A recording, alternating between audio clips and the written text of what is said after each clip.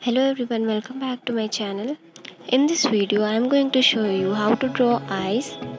We have to draw 3 horizontal parallel lines and the gap between them should be equal.